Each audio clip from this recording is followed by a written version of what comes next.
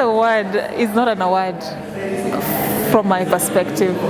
This is a challenge for me to keep working on myself, to keep pushing myself to get better, to keep using my gift as a storyteller to highlight issues that the vulnerable people are facing in the society so that those issues can be addressed.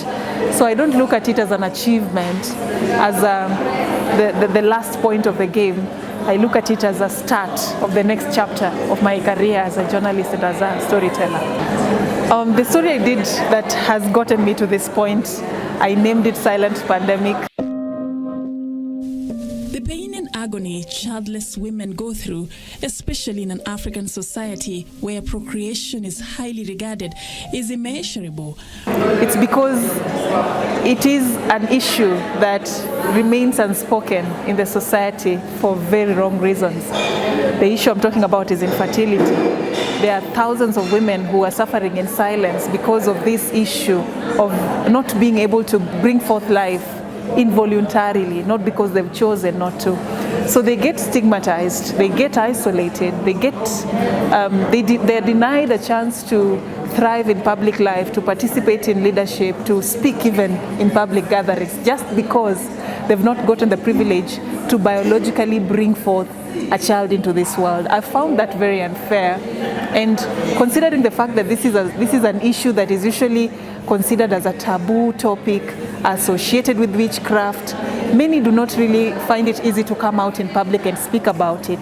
There are women who suffer for years in silence in marriage, trying and spending so much in hospital just to be able to get that ability to biologically bring a child into this world. I found that very unfair, and I just decided to bring this story about these women I met in Siaya out so that they can get to share some of these challenges they've gone through courtesy of their inability to have children. And also at the end of the story, if you notice, it ends on an optimistic note, telling these women that not having a child, it does not mean that you're not woman enough. You do not necessarily have to prove to the world that you can biologically bring a child into this world.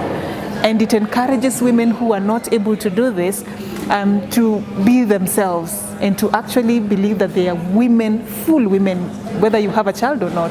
And the story also highlights the opportunities that women who still want to try to have children can explore, and the bills that are currently in Parliament that seek to improve the spectrum for women who, or even couples, let me say, want to try to have a child using other alternatives to be able to do so. So it is an interesting story that touches on quite a number of issues around infertility. During my research, I got to discover that this issue of infertility is mainly in most cases, blamed on the women. Men are left out of the picture. Men in the African context are able to sire children. Almost all of them are able, in quotes, because some of them are not able. But they don't get to go to the hospital to get checked. They don't even get to suspect that they can be the problem in the relationship. It is unheard of for you to even accuse a man of not being able to get a woman pregnant. And this is unfair for women, because in some relationships, it could be the man that has the issue. But the doctor I interacted with told me that men still shy away from coming out and talking about issues of reproductive health, leave alone infertility. Anything to do with reproductive health, they associate it with the women. It's a woman's agenda. So women suffer at the expense of this lack of information and this ignorance.